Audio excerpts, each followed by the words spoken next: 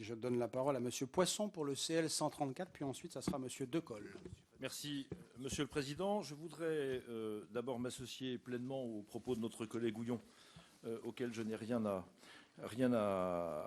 modifier, bien sûr, et compléter par quelques remarques. Premièrement, l'intention de ce projet de loi, il nous a été expliqué qu'en réalité, il ne s'agissait pas d'un bouleversement si profond que cela de nos textes, puisque ça nous a encore été dit cet après-midi par Madame le garde des Sceaux, que je remercie également de sa présence.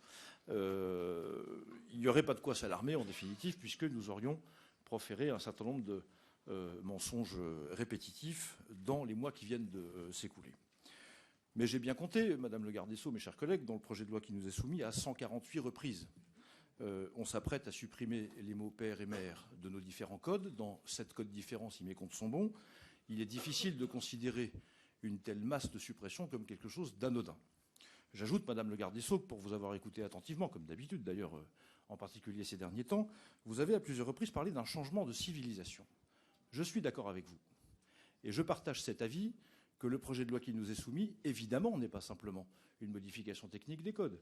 Évidemment, n'est pas simplement quelque chose de purement technique qui permettrait d'ajuster les droits des personnes qui n'en ont pas à ceux qui en ont davantage. Il s'agit effectivement de bouleverser à la fois l'institution du mariage, à la fois la place du principe de l'altérité et de la différence des sexes dans la fondation du corps social, et à la fois l'essence même et l'organisation de toute la filiation dans notre droit. C'est donc pas du tout anodin, et ça va évidemment très au-delà simplement d'une technique de bouleversement et de modification du droit. C'est la raison pour laquelle je rejoins ce que disait notre collègue Philippe Houillon il y a quelques instants. Débattre de ce sujet dans un cadre d'une loi ordinaire, quelle que soit par ailleurs, Monsieur le Président, l'honorabilité de la commission que vous présidez et celle de notre grande maison ici, débattre donc de tels sujets, d'une telle portée, dans le cadre d'une loi ordinaire, me paraît très en dessous des enjeux et donc devrait faire l'objet au moins d'une consultation du peuple français par le biais qui convient. J'ajoute que je ne prétends pas contester ici le droit du président de la République à gouverner la France. Ce n'est pas dans mes intentions, ni je crois dans celle de mes collègues de l'opposition. Néanmoins, je ne suis pas certain qu'il ait été élu président de la République pour changer à ce point des aspects aussi importants pour notre civilisation, notre société. Deuxièmement, j'ai entendu à plusieurs reprises également, comme beaucoup d'entre nous, évoquer le principe d'égalité comme non simplement le fil rouge, mais le socle de ce projet. En disant, je reprends les propos de Madame le ministre délégué devant cette commission ici même il y a maintenant un mois, et on se référera au compte-rendu si c'est nécessaire, vous avez dit, Madame le ministre, que vous considériez a priori toute forme de droits différents accordés à des personnes qui sont dans des situations différentes comme une discrimination. J'ai 2 remarques à faire à ce sujet. Premièrement, la société tout entière est fondée sur la différence des droits accordés à des personnes qui sont dans des situations différentes.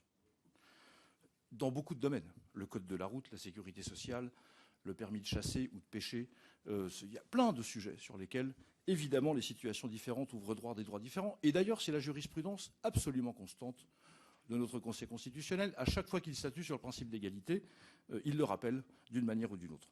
Ici, la manière dont on utilise ce principe pour justifier ce projet de loi me paraît une torsion très difficile à supporter pour la société par rapport à ce que nous vivons d'habitude en termes de principe d'égalité, et je vois un motif supplémentaire donc de supprimer cet article.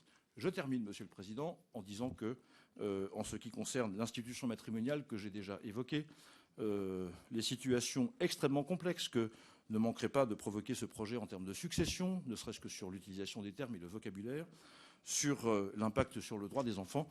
Pour tous ces motifs, Monsieur le Président, je propose que cet article soit supprimé. Merci beaucoup.